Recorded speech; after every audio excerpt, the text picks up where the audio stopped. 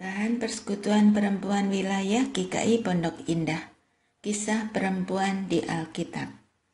Hulda, perempuan itu menjawab mereka, "Beginilah firman Tuhan Allah Israel. Katakanlah kepada orang yang menyuruh kamu kepadaku, beginilah firman Tuhan. Sesungguhnya aku akan mendatangkan malapetaka atas tempat ini dan atas penduduknya, yakni segala perkataan kitab yang telah dibaca oleh Raja Yehuda. Karena mereka meninggalkan aku dan membakar korban kepada Allah lain dengan maksud menimbulkan sakit hatiku dengan segala pekerjaan tangan mereka. Sebab itu kehangatan murkaku akan bernyala-nyala terhadap tempat ini dengan tidak padam-padam. Tetapi kepada Raja Yehuda yang telah menyuruh kamu untuk meminta petunjuk Tuhan, harus kami katakan demikian. Beginilah firman Tuhan Allah Israel mengenai perkataan yang telah kau dengar itu.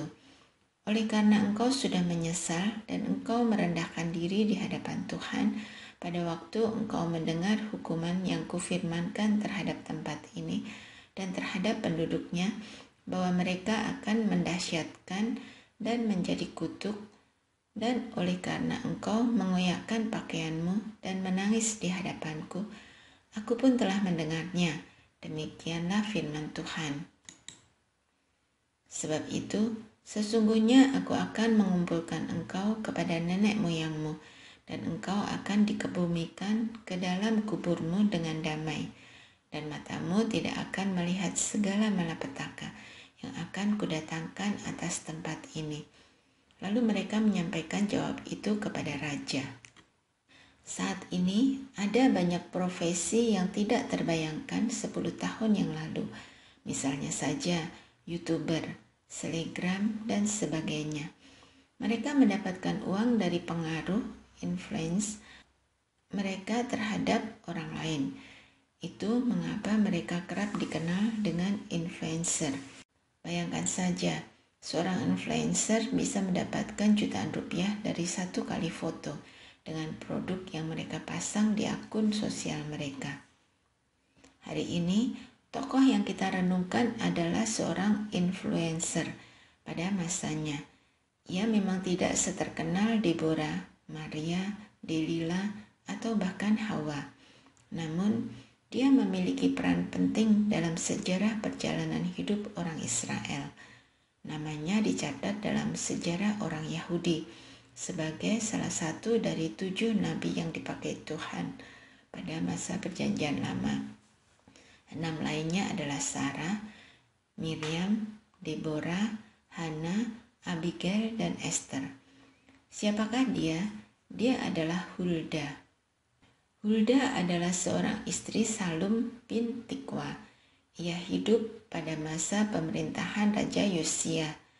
Menurut tradisi, Hulda memainkan peran sebagai pengajar para perempuan di zamannya untuk mengenal firman Tuhan.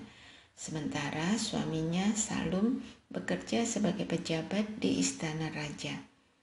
Hulda dan Salum adalah pasangan yang memiliki pengaruh dalam kehidupan Raja Yosia. Bayangkan saja, kala itu Yosia menduduki tahta sebagai seorang raja, menggantikan ayahnya Amon ketika ia berusia 8 tahun. Untuk dapat menjalankan tanggung jawab sebesar itu, tentu Yosia membutuhkan pendampingan dari orang-orang yang dewasa dan memiliki pengalaman lebih banyak dari dirinya. Ketika Yosia berusia 26 tahun, ia memerintahkan Safan, orang dalam kerajaannya, untuk bekerja sama dengan imam besar, Hilkia, untuk memperbaiki bait suci.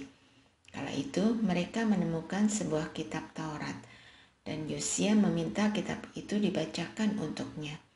Begitu mendengar isinya, Yosia menyadari bahwa Israel dan Yehuda telah jauh melenceng dari hukum yang Allah tetapkan.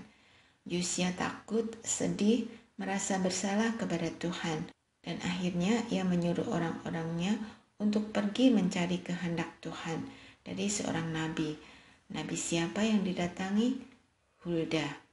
Dalam 2 Raja-Raja 22 ayat 15-20, Hulda menyatakan apa yang menjadi kehendak Tuhan. Hulda mengatakan bahwa Tuhan marah kepada umatnya karena ratusan tahun mereka telah hidup dan berjalan melenceng dari apa yang Tuhan firmankan.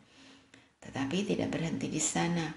Hulda juga menyatakan bahwa Tuhan berkenan akan Raja Yosia yang mencari wajah Tuhan dengan segenap hati. Menanggapi hal ini, Yosia melakukan reformasi besar-besaran. Ia merobohkan dan menajiskan semua mezbah berhala, menyucikan bait Allah, memerintahkan agar Taurat dibacakan kepada semua rakyat, bahkan merayakan Paskah secara nasional. Hal ini tidak pernah dilakukan oleh raja-raja Israel dan Yehuda sebelumnya. Bayangkan, semua hal ini bisa terjadi karena nubuatan yang dengan berani disampaikan oleh Hulda kepada sang raja. Hulda menjadi alat yang Tuhan pakai untuk menggerakkan Raja Yosia. Hulda adalah influencer sejati. Ia tidak melakukannya demi uang, ketenaran, penghargaan, atau kebanggaan pribadi, tetapi ia melakukannya dengan tujuan untuk menyatakan kehendak Tuhan bagi bangsanya. Apa yang dilakukan Hulda sangat berisiko. Bayangkan jika sang raja tidak berkenan akan apa yang ia katakan. Bisa jadi hal buruk menimpa dirinya atau suaminya. Namun, itu semua tidak menghentikan langkah Hulda untuk menyatakan kebenaran dan apa yang menjadi kehendak Tuhan. Diskusikan. 1. Terkadang kita mengetahui apa yang baik, namun kita menahan diri untuk menyatakannya. Menurut saudara, mengapa orang kerap kali memilih untuk diam, padahal ia bisa menyatakan apa yang benar? 2. Apa yang harus kita lakukan agar bisa berani seperti Hulda untuk menyatakan kebenaran? Doakan. 1. Berdoa agar Tuhan memampukan kita untuk lebih berani menyatakan apa yang menjadi kehendak